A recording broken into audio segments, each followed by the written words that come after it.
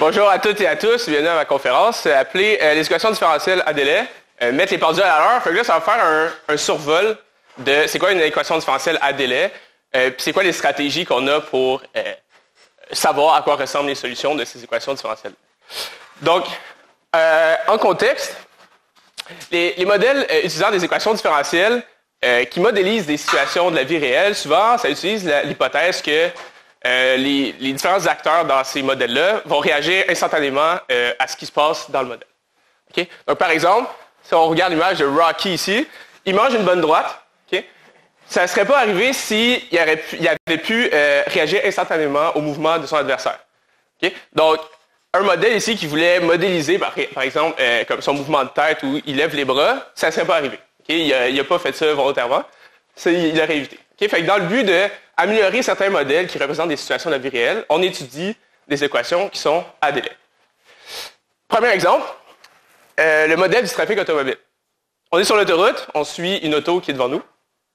Si l'auto devant nous, donc V, c'est la vitesse de nous, okay? C'est notre vitesse.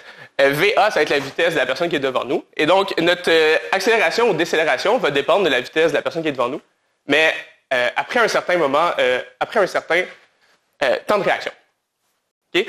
Donc, oui, on va réagir, mais c'est pas tout de suite. Si la personne freine, on va attendre un petit peu avant de freiner nous aussi, pas parce qu'on veut foncer dedans, c'est juste parce que c'est comme ça qu'on est l'humain, on réagit un petit peu après. Donc, c'est une équation différentielle et il faut ajouter un délai pour ajouter du réalisme. Un autre exemple serait l'équation logistique. Donc, l'équation logistique normale, il n'y a pas de délai au deuxième facteur ici. Okay? Ce que ça dit, l'équation logistique, c'est si notre population est très petite, ça veut dire que ma dérivée va être environ égale à ma population, on va croître quasiment de façon exponentielle. Par contre, plus ma population croît, plus il y a un manque de ressources qui se fait sentir, et donc il faut ajouter un certain facteur limitant, et c'est ça la deuxième partie, le 1 moins n. Par contre, donc là j'ai mis une photo de panda. Les ressources, souvent on peut penser ça comme étant la nourriture disponible. Donc les pandas, ça mange du bambou. Si, là je dis des chiffres un peu arbitraires, mais si le bambou, ça prend environ 3 mois à pousser, et que, là, 1 mois, il y avait une population astronomique de pandas, ils ont tous mangé le bambou, et là, 1 mois plus tard, je suis un panda, puis il n'y a plus de bambou, parce que, là, 1 mois, tout a été mangé. Okay? Donc, c'est ça que le délai prend en compte. Donc, oui, ça va dépendre de ta population qui est maintenant, mais aussi de ce qui s'est passé avant, parce que ça a comme utilisé tes ressources. Donc, il y a un délai qui se retrouve là. Dernier exemple, on retrouve aussi des délais dans les systèmes d'infection. Donc là, ça, c'est un système qui cherche à modéliser le VIH. Si on prend C, les cellules non infectées, donc les cellules qui sont susceptibles d'être infectées, I, c'est les cellules infectées, F, ça va être les anticorps, et V, c'est la population de virus, donc les cellules, les virions. Donc, grosso modo, comment ça fonctionne, ces modèles-là, c'est que donc j'ai des cellules qui sont non infectées. Les virus ont besoin de ces cellules-là pour se reproduire. Les virus ne se reproduisent pas par eux-mêmes, ils dépendent des cellules C. Donc les cellules T, mais c'est représenté par la lettre C. Donc c'est ça. Donc ils doivent premièrement infecter des cellules, et les cellules infectées, c'est là qui vont produire des nouveaux virus. Si on regarde les équations, j'ai C', le premier facteur. Donc là, j'ai un laser. Okay. Cette portion-là, ici, ça représente la création de nouvelles cellules T, donc les cellules non infectées. Ils s'en créent par eux-mêmes. Ici, c'est le nombre, la proportion qui vont être infectées. Donc, il y a un certain bêta, et C fois V, ça représente les contacts qui peuvent se faire entre les deux populations. Donc, les virus vont, eux, infecter les cellules C. Par la suite, ces cellules-là vont aller dans la population infectée. Donc, bêta CV, c'est la proportion qui s'en va dans cette population-là. AI, c'est le nombre de morts naturelles de ces cellules infectées-là. Et ici, ça, c'est le nombre de morts par rapport aux anticorps qui ont été créés. La population d'anticorps va dépendre du nombre de virus que tu as. Fait que plus tu as de virus, plus ton corps va créer d'anticorps. Ça dépend aussi de ta population de cellules en général. Donc, plus tu as de cellules à protéger, plus tu vas créer d'anticorps aussi. Et tes anticorps meurent aussi à un certain facteur. Et donc, la population de virus créés. Donc, comme j'ai dit, les virus sont créés à partir des cellules qui sont infectées. Okay? Par contre, ils ne sont pas créés instantanément. Okay? Ce n'est pas parce que maintenant j'ai beaucoup de cellules infectées que je vais avoir tout de suite beaucoup de cellules qui vont devenir des virus. Ça va dépendre de la population que j'avais précédemment, à un temps antérieur. Okay? Donc, c'est pour ça. Okay. Donc, ma création de virions, donc ma création de virus va dépendre de ma population qui s'est créée avant. Ici, ce facteur-là, ça représente dans la vie d'une cellule infectée environ, c'est quoi le taux de création de virus que tu vas faire. Et j'ai ma souris qui est dans le chemin. Juste attention. Okay. Et le facteur ici, le E à la moins A taux, ça représente. Donc oui, j'avais une grande population d'infectés, mais il y en a qui sont morts. Okay? Donc il y a une couple de population qui est morte ici. Donc ça représente la proportion qui est morte avant de pouvoir créer ces virions-là. Et donc il y a un taux de mort ici par rapport aux anticorps, et ici il y a un taux de mort naturel. Donc c'est comme ça que ça s'insère dans un modèle d'infection, un délai. Donc maintenant que je vous ai convaincu que c'est pertinent d'ajouter ça dans les modèles, on va attaquer c'est quoi exactement une équation ordinaire, une équation à délai. Fait une équation différentielle ordinaire, une EDO, c'est défini de degré 1, c'est défini comme étant la dérivée est égale à une fonction de l'état dans lequel je suis. Okay? Puis là, l'état dans lequel je suis, ça peut être un point dans Rn, ça peut être de dimension quelconque. Et donc, ce que ça veut dire, c'est que c'est ça. Où est-ce que je m'en vais, ça dépend strictement de où je suis maintenant. Une équation à délai maintenant, la dérivée va dépendre de mon état actuel, mais aussi d'un état antérieur. Okay? Donc, d'un état qui s'est passé avant. Fait que où est-ce que je m'en vais, ça dépend de maintenant et d'avant. Souvent, ce qu'on fait, pour chercher des solutions, en fait, pour chercher une solution particulière, on a besoin de conditions initiales. Fait que dans le cas d'une EDO normale, donc sans délai, j'ai ici ma dérivée dépend de mon état seulement. Donc, si je pars d'un point, je sais où je m'en vais. Et là, de manière itérative, on peut le voir de manière itérative, ça va me permettre de calculer un prochain point. À partir de ce point-là, je connais mon état, je sais où je m'en vais aussi, je suis capable de calculer le point d'après, et ainsi de suite, comme ça, pour former ma fonction. Okay? Donc ça, c'est une EDO ordinaire, sans délai. La condition initiale que j'ai besoin pour trouver une solution, c'est quoi? C'est le point vert. Donc, c'est un état initial. Si on essaie de faire le même travail pour une équation à délai même. Donc, si je pars d'un point précis, j'ai un état. Okay? Par contre, ma dérivée va dépendre à la fois de l'état où je suis et d'un état antérieur. Okay? Donc, je pourrais être là, mais je pourrais très bien être là, ou là, je pourrais être n'importe où. Okay? Je ne sais pas où je m'en vais. Pour remédier à ça, je dois avoir le point qui est à mon délai. Okay? Fait que je dois m'ajouter un deuxième point. À partir de là, je peux savoir c'est quoi ma dérivée à mon point initial. OK, c'est bon. Fait que là, de la même façon, on peut itérer puis trouver, OK, c'est quoi le point subséquent. Boum. Là, je trouve ce point-là. Mais à partir de ce point-là, je ne sais pas plus où je m'en vais. J'ai besoin, encore une fois, d'un autre point antérieur pour savoir c'est quoi ma dérivée. Fait que là, pour arriver à ce point-là, j'ai besoin de ce point-là. Et là, je peux trouver le point suivant, et etc. Et là, c'est tout en pointillé parce que c'est comme si je l'avais fait de manière discrète, mais il faut le faire de manière continue. Okay? Donc, pour chaque epsilon que je me tasse, j'ai besoin du epsilon de ce côté-là aussi. À partir de là, ma période ici, c'est la même qu'ici, fait que j'ai plus besoin de points ici pour continuer. J'ai déjà mes états ici que j'ai trouvés auparavant. Fait que là, je peux continuer sans avoir besoin d'autre chose. Donc là, si je vous pose la question, c'est quoi la condition initiale que j'ai besoin pour résoudre un problème à condition initiale quand j'ai un délai? Ça serait quoi? Une fonction, exactement. Ça va prendre une fonction initiale définie sur l'intervalle moins taux à 0. Exactement.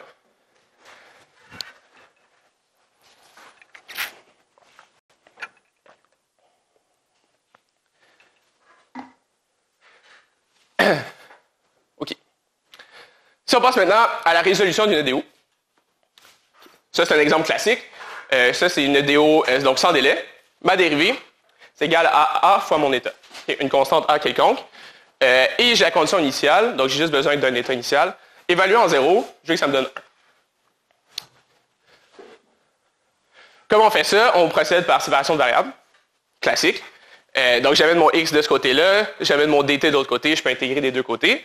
Ça me donne ln d'un côté et de l'autre côté, ça me donne l'intégrale, donc at plus une constante. Si j'isole le x, donc je prends l'exponentielle des deux côtés, ça va me donner une constante qui représente e exposant c fois e à la at. Et là, si j'insère maintenant ma condition initiale, si je l'évalue en t égale à 0, de ce côté-là, je vais me retrouver avec seulement... j'ai un pointeur, je ne suis pas obligé de pointer avec mon doigt. De ce côté-là, je vais me retrouver avec... ça va devenir juste 1, si j'évalue en t égale à 0. Donc, j'ai x égale à k, et je veux que ce soit égal à 1 pour mon état initial, donc k égale à 1. Et donc, la fonction que je cherchais, c'est juste l'exponentielle de at. Pour faire un graphique, boum, ça nous donne cette belle fonction-là. Ça, c'est dans le cas d'une EDO. Maintenant, si on essaie de faire le même travail, c'est en gros la même EDO, mais maintenant avec un délai. Okay, donc, je dis que ma dérivée, dx sur dt, c'est ma fonction elle-même, mais à un temps antérieur. Donc, c'est égal à x au temps t moins tôt. Et là, j'ai besoin d'une fonction initiale. Ce que je prends, je vais prendre un cas simple. La fonction initiale, ça va être ma fonction. Okay. Ma fonction initiale, ça va être simplement 1, constant, sur l'intervalle moins tôt à 0.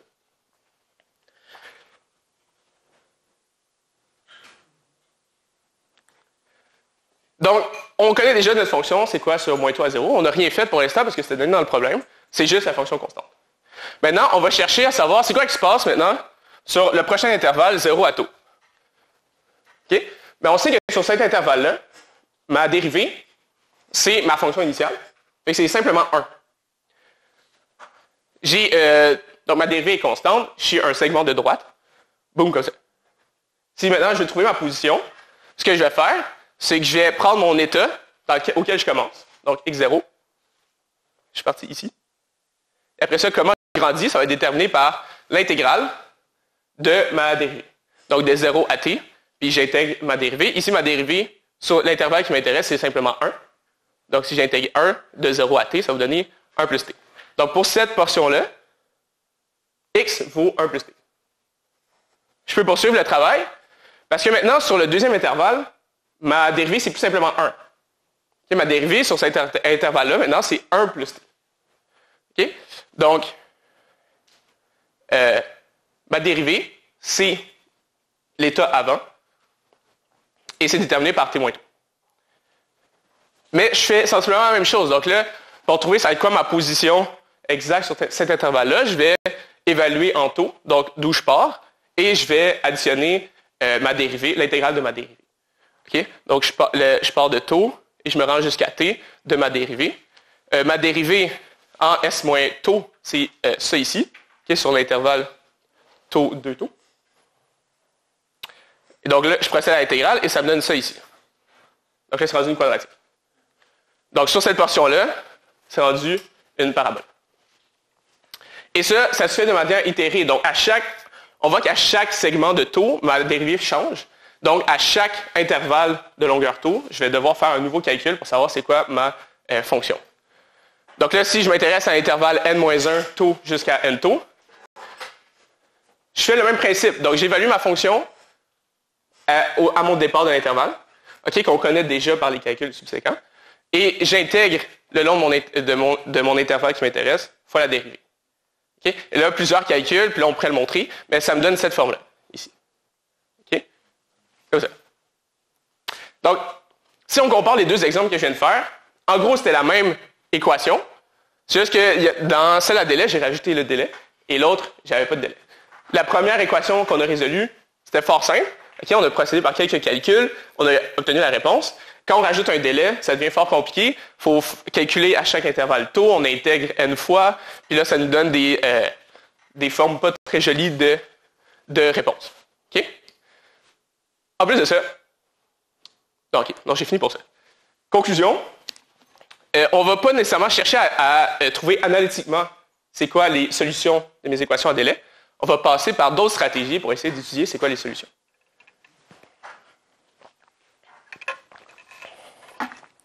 Donc, tout comme des équations différentielles normales, donc sans délai, quand on s'éloigne des cas plus simples, donc des cas linéaires ou des cas où on augmente de dimension, on ne va pas nécessairement chercher à résoudre analytiquement c'est quoi les solutions.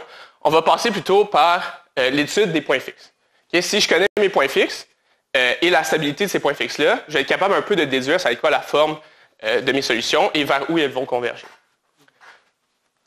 Donc, c'est quoi un point fixe? Pour une EDO normale, OK, donc j'ai x' égale f de x. Un point fixe, c'est un point qui respecte ça ici. Ce que ça me dit, c'est que si je suis sur ce point-là, ma dérivée est nulle. Fait que je ne vais jamais me tasser de gauche à droite, haut en bas, ou peu importe la dimension qu'on est. Je vais rester là, tout le temps. C'est ça un point fixe. Dans le cas de délai, c'est la même chose. Par contre, ma fonction f, c'est comme si c'était une fonction de deux variables. Okay, j'ai l'état dans lequel je suis et l'état dans lequel j'étais. Donc, pour être un point fixe, il faut que cette fonction-là évalue en x étoile et x étoile, ça me donne 0.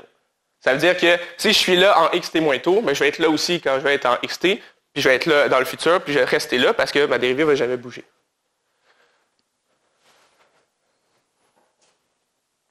Une fois qu'on a trouvé ces points fixes-là, donc dans le cas d'une équation ordinaire, je vais procéder à la linéarisation, okay, autour de ce point-là. Comment ça fonctionne? Le calcul. Donc là, j'ai une fonction. Donc j'ai ma dérivée qui est égale à une fonction. Je vais procéder au polynôme de Taylor autour du point x étoile. Okay, donc le polynôme de Taylor, j'ai probablement l'évaluation de cette fonction-là dans ce point-là. J'ai sa dérivée fois x moins x étoile. Puis là, je peux continuer. J'ai un reste quadratique. Et je pourrais continuer à avoir un degré 3, degré 4, etc. Et x, ici, x, ça représente une solution qui est proche de mon point fixe. Okay, donc, je pars proche de mon point fixe, puis là, je vais essayer d'évaluer c'est quoi qui se passe plus le temps augmente. Donc, puisque x moins x étoile est très petit, parce que x est proche de mon point fixe, le reste quadratique ici va être très, très, très petit. Okay, voire négligeable. Okay? Donc, on se permet de le laisser tomber, comme ça, pour avoir l'approximation ici.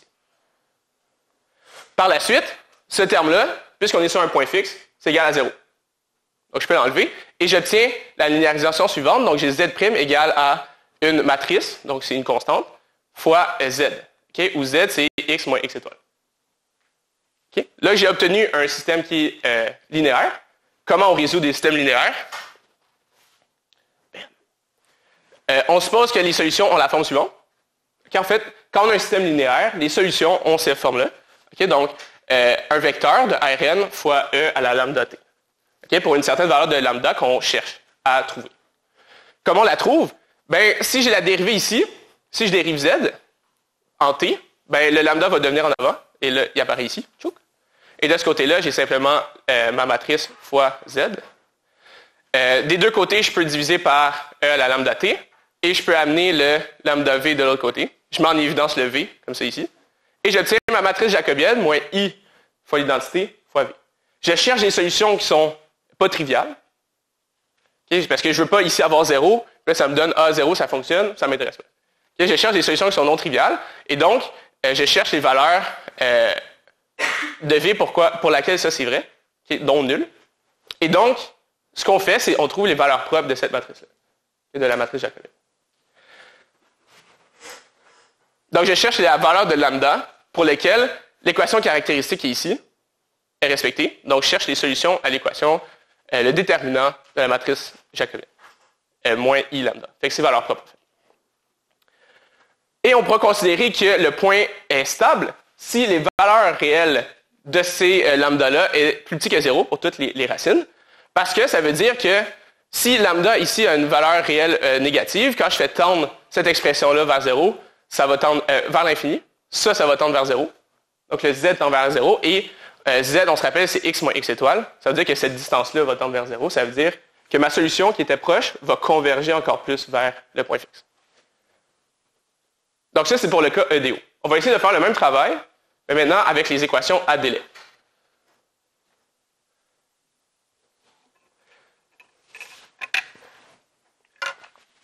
Donc on fait aussi la linéarisation. Donc, on se rappelle ma dérivée ici. Donc là, c'est plein de calculs, mais on va le décortiquer, c'est pas si intimidant que ça. J'ai ma dérivée ici. C'est une fonction de mon état maintenant et de mon état auparavant. C'est une fonction à deux variables. Donc, quand je procède au polynôme de Taylor, je dois évaluer à mon point fixe, puis je dois évaluer avec mes deux dérivées partielles. Donc, premièrement, je dérive selon mon premier état, okay, donc xt. J'évalue à mon point fixe et j'ai xt moins x étoile. Mon deuxième terme, je dois la dériver selon ma deuxième variable. Ici, ma deuxième variable, c'est xt moins tôt. Donc, j'obtiens ma matrice jacobienne, dérivée en xt moins tôt. J'évalue à mon point fixe, fois xt moins tôt, ma deuxième variable, moins le point fixe. Et j'obtiens un terme d'erreur ici de degré 2. Même principe, je me permets de laisser tomber ce terme d'erreur-là pour avoir une bonne approximation ici. Okay, parce que l'argument, c'est la même chose. Si x commence proche et xt moins tôt aussi est proche, ben, quand je vais prendre au carré, ça va être très, très petit. Donc, la distance entre xt et x étoile, ça va être très, très petit. Je me permets de les laisser tomber. Et j'obtiens ici, j'obtiens ma matrice jacobienne fois x moins x étoile, xt moins tôt, x étoile. Fois la matrice jacobienne en xt moins tôt. Et ce terme-là, encore une fois, vu que c'est un point fixe, on l'enlève parce que c'est égal à 0. J'obtiens alors la linéarisation en deux variables. Donc, j'ai zt et zt moins tôt, quand je prends en considération que z, c'est x moins x étoile. Même principe, les solutions vont avoir la forme 1 vecteur fois e lambda t. Donc, si je rends ça, encore une fois, si je dérive z, ça me donne ça ici. Maintenant, de ce côté-là, ça, c'est la même chose. J'ai ma matrice jacobienne fois v e lambda t. Mais de ce côté-là, je vais avoir v e lambda t moins tôt ici. Et c'est là que les problèmes vont commencer. Ici, j'ai ma matrice, mais quand je vais chercher à mettre en évidence lambda t, donc là, si je fais la multiplication, je vais avoir lambda t, lambda moins tôt. Donc, le lambda, e à la moins lambda tôt va rester dans la matrice. Donc, oui, je suis capable de mettre le e à la t en évidence, lambda t en évidence, puis je pourrais les enlever comme ça, mais ce terme-là va toujours rester. Donc, mon équation caractéristique, ouais, c'est ça, Là, je mets ça en évidence. Là, je peux enlever les e à la lambda t ici, puis je vais amener le lambda v ici de l'autre côté pour obtenir ce terme-là. Donc, en gros, je cherche les valeurs propres de cette matrice-là, mais j'ai cette constante lambda qui reste ici. Donc, l'équation caractéristique que je cherche à trouver, où je cherche les racines, ça va être cette matrice-là, puis cette matrice-là fois le moins lambda tau ici, moins lambda i ici. Juste que ça soit égal à 0. Encore une fois, je veux que toutes mes solutions, toutes mes racines, aient une partie réelle plus petite que 0. Parce que dans ce cas-là, encore une fois, mon point fixe va être stable. Par contre, j'ai un problème. Donc, quand on n'avait pas ce terme-là ici, donc, si je n'avais pas ça, c'était un polynôme de degré n. Donc, si mes solutions baignent dans Rn, c'est un polynôme de degré n, je sais que j'ai n racines à cette solution-là, et donc là, je peux plus les gérer. Maintenant, à cause de ce facteur exponentiel-là, je n'ai pas n, c'est pas un polynôme de degré n, je vais potentiellement avoir une infinité de solutions. Et donc ça, c'est un gros problème, parce que nous, on essaye de quantifier c'est quoi les valeurs réelles des racines. Quand il y a une infinité, c'est beaucoup plus difficile à gérer.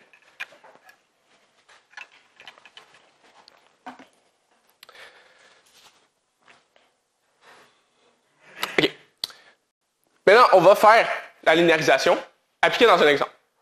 Donc, je reprends mon exemple d'infection VIH, que j'ai expliqué tantôt. Donc là, j'ai ma population de cellules infectées. Pas infectées, pas encore infectées. Donc, j'ai ma population susceptible d'être infectée. J'ai mes infectés ici. J'ai mes anticorps, ma population d'anticorps, et j'ai mes virus ici. Où se trouve le délai, c'est là ici. Et moi, ce qui m'intéresse, c'est de savoir, est-ce que mon point fixe sans maladie va être stable? Ça veut dire que si je commence un peu n'importe où avec la population de virus, population d'infectés, est-ce que ma solution va tendre vers vaincre la maladie ou ça va plutôt tout le temps rester dans il y aura toujours de la maladie, il faut que tu fasses avec? Moi, ce que je voudrais, c'est justement que la maladie soit éliminée, donc mes solutions convergent vers le point fixe. Donc, je cherche à savoir si ce point fixe-là est stable. Donc, le travail à faire, ça va être de calculer la matrice jacobienne selon xt. Donc, là, il devrait y avoir un t ici, j'ai oublié.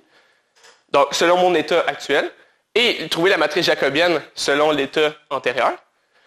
Et l'évaluer au point fixe. Après ça, on va calculer le déterminant de ces matrices-là. On va chercher à savoir ces solutions, est-ce qu'ils ont des parties réelles négatives, et après ça, on pourra conclure. Donc, si je calcule la matrice jacobienne, prenons la première équation, ici. Si je dérive selon C, l'élément ici, ça va être la première équation dérivée selon la première variable. Donc là, si je dérive ça selon C, c'est quoi qui va me rester? De ce côté-là, ça c'est une constante, donc ça s'enlève. Il va me rester moins Donc là, si je dérive C ici, ça va me donner moins lambda ici. Là, si je dérive selon C ici, il va me rester moins bêta V. Si je dérive selon I, ici, il n'y a pas de I, fait que quand je dérive, ça devient tout 0. Ici, il n'y a pas de F, donc quand je dérive, ça devient tout 0. Quand je dérive selon V, ici, il n'y a pas de V. Ici, je vais dériver selon V, fait qu'il me reste moins bêta C. Ça, c'est pour la première ligne. Donc, un travail similaire est fait pour chacune des lignes. Si on regarde la dernière ligne, ici, okay, premièrement, il n'y a pas de C, de valeur de C, donc quand je dérive selon C, ça devient tout 0. Donc, j'ai de la valeur ici. Si je dérive selon I maintenant, on pourrait me dire, ah, mais ici, il y a un I ici. Par contre, on dérive seulement selon I à l'instant T. Donc, il ne faut pas que ce soit, il ne faut pas retrouver des délais dans ces I-là. Fait que si je considère la dérivation selon I à l'instant T, j'en ai pas ici, donc ça devient tout 0. Ça, j'ai pas de I ici, ça devient 0. Ça, il n'y a pas de I, ça devient 0. Donc, ici, la valeur est 0. Par contre, l'apport du délai va être fait dans la deuxième matrice. Okay, donc, quand je dérive maintenant selon le temps antérieur, donc là, si je dérive selon C, ici, il n'y a pas de C qui contient du délai. Donc ça devient tout 0. Et la dernière composante ici, c'est 0. Si je m'intéresse maintenant, et là, c'est là qu'on en vient. Là. Si on s'intéresse à la dérivée de la population I au temps antérieur, c'est là que, ici, je vais retrouver un facteur ici. Fait que là, si je dérive selon I, ça devient 1. Donc là, j'ai le AN à la moins A taux, ici. Et dans toutes les autres composantes, je n'ai pas de délai. Donc, toutes les autres composantes vont être mises à 0. Et ça, c'est quand même rassurant. Ça veut dire que quand je vais avoir la multiplication par moins x taux, ça ne va pas être tant imposant. Il y aura juste un facteur ici. Et donc là, OK. Mon équation ici, j'ai un lambda ici qui est un paramètre dans mon système. Donc, les solutions, ça va être des solutions en x. Ça ne va pas être des solutions en lambda. OK. J'ai premièrement mes matrices jacobiennes. Maintenant, je dois l'évaluer au point fixe. Donc, le point fixe, c'est la population I, F et V vont toutes être égales à 0. Il va juste me rester la population C qui va être mise à C étoile. Donc, il y a beaucoup de termes qui vont s'en aller. Ça va s'en aller. Ça va s'en aller. Ça va s'en aller. Ça ici, ça va s'en aller. Il y a beaucoup de termes qui vont s'en aller. Il y aura beaucoup de simplifications. Et ça me donne ces deux matrices-là. Encore une fois, c'est rassurant.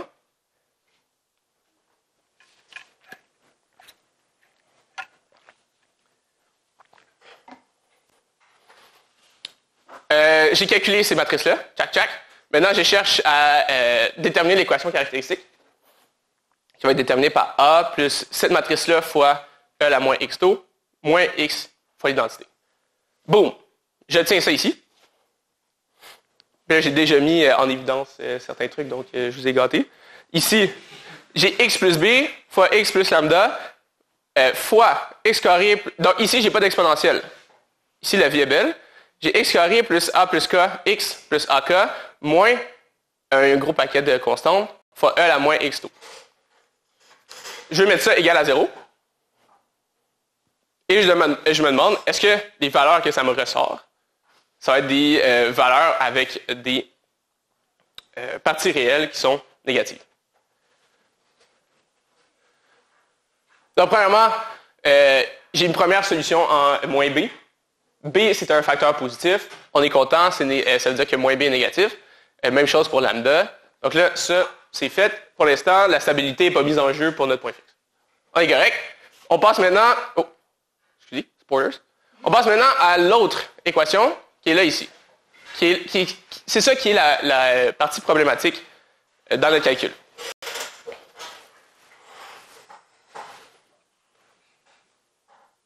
Donc, potentiellement, ça aurait une infinité de solutions. Comment s'en sortir?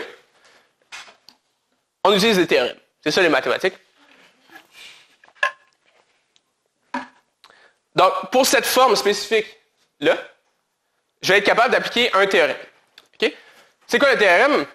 On nous dit que si j'ai la forme PZ plus QZ fois E à la moins taux Z, ici, qui est exactement la forme qu'on a ici. Donc, si ça c'est P, ça c'est QZ, et ça va être le E à la moins taux Z. Ou P et Z, P et Q, excusez. P et Q, c'est des fonctions analytiques. Ici, c'est des fonctions analytiques parce que c'est des polynômes. Ça va super bien. Et qu'on a les 4 conditions suivantes qui sont respectées. Okay.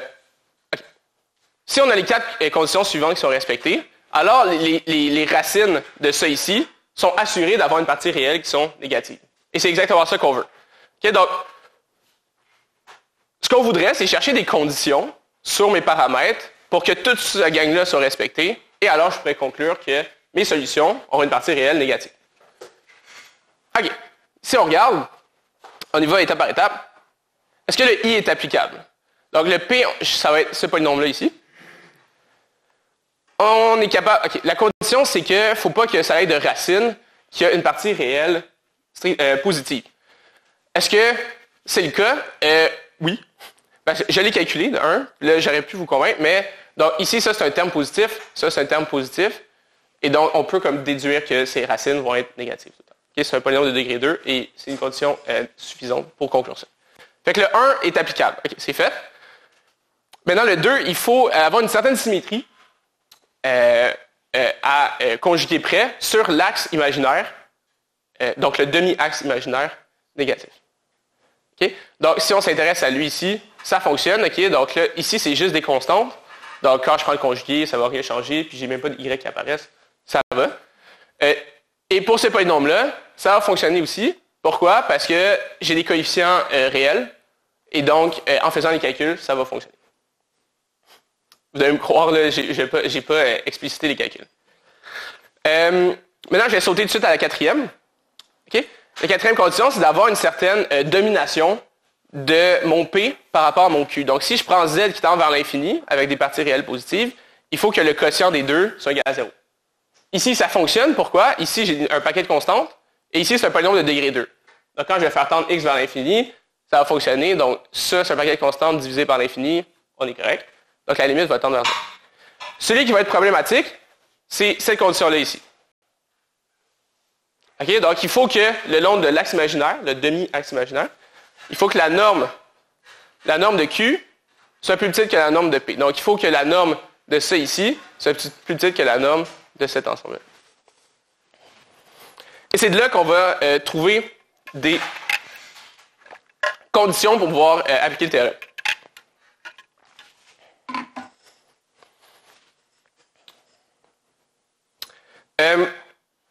Une condition qu'on pourrait prendre. Fait que là, c'est aussi borné, donc c'est pas nécessairement la condition la plus optimale. Par contre, ça ici, si je prends la norme quand c'est x est strictement imaginaire pur, c'est borné par son terme ici, AK ici. Okay? Et la norme de QI est donnée par la norme de ça ici. Mais ça ne dépend pas de Y, ça ne dépend d'aucune variable, c'est une constante. Donc quand je prends sa norme, c'est seulement sa valeur absolue. Donc ça, c'est simplement la valeur absolue. Donc je voudrais que AK soit strictement plus grand que ces termes-là ici.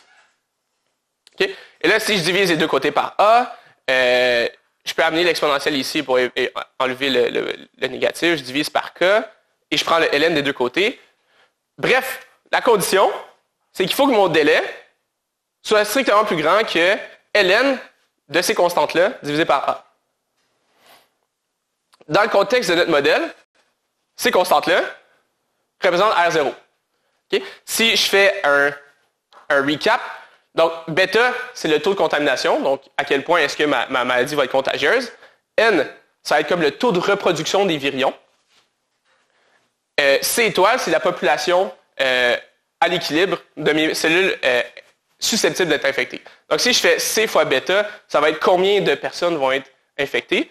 Si je fais fois N, c'est chaque cellule infectée va créer combien de nouveaux virus. Et divisé par K, ça c'est le taux de mort de mes virus. Donc si je prends en compte tout ça, ça va donner mon R0. Donc je suis avec la condition, il faut que taux soit strictement plus grand que ln de R0 divisé par A. Donc j'ai ici une condition pour que mon point fixe sans maladie soit stable, qui dépend de taux. Quel genre de conclusion on peut faire? Donc, j'ai cette condition-là. Pour que mon point fixe soit stable. Si on prend un délai qui est vraiment proche de 0, la condition devient 0 doit être plus grand que ln de R0 sur A, qui revient à la même chose si j'isole R0, que R0 soit plus petit que 1. Qui, ça, est la condition classique de tous les systèmes d'infection. Il faut que ton R0 soit plus petit que 1, comme ça, ta maladie va mourir. Donc, on voit que quand on a un petit taux, un petit délai, quand on a un petit délai, ça va revenir à la même chose que de prendre sans délai. Au contraire, si on a un grand taux, bien, ça va permettre une maladie qui est plus infectieuse, qui est plus agressive, parce que ma condition, bon, si ça prend beaucoup de temps avant que ma maladie, en fait, mes cellules infectées créent de nouveaux virus, ben, je peux avoir beaucoup de créations d'infectés, mais ils vont tous mourir avant de créer d'autres virus. Oui, hello. En termes de maladie, R0, c'est combien de cellules un virus, combien de cellules non infectées un virus, en moyenne, va, dans sa vie, infecter. Donc, si je te dis que le R0, c'est 2, ça veut dire qu'une cellule de virus va infecter 2 cellules non infectées. Donc, c'est pour ça qu'il faut que ce soit plus petit que 1. Si on veut que, bon, ça veut dire qu'à chaque cellule de virus, il y aura de moins en moins de cellules infectées à chaque fois. C'est aussi? Okay. Donc, voilà. Et donc, ça, c'était un exemple de stabilité pour une... oui? Qu'est-ce qui se passe avec le VIH? Est-ce que c'est quelque chose qui est respecté? OK. Dans les systèmes d'équations différentielles...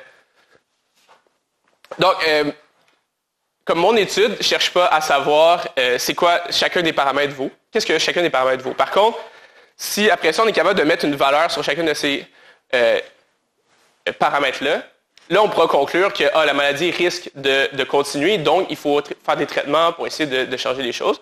Si on se rend compte que, bon, ça, c'est respecté, on n'a rien à changer, donc c'est ça. Mais moi, je ne cherche pas à évaluer ces affaires-là. Ça, c'est la partie statistique, puis moi, je suis pas... Dans le fond, tu ne cherches pas à trouver le taux. Parce que, non. si je ne me trompe pas, on sait que le R0 pour le VIH est genre plus grand que 1. Ouais. C'est ça, ce ne serait pas un problème. Ouais, c'est ça. Okay.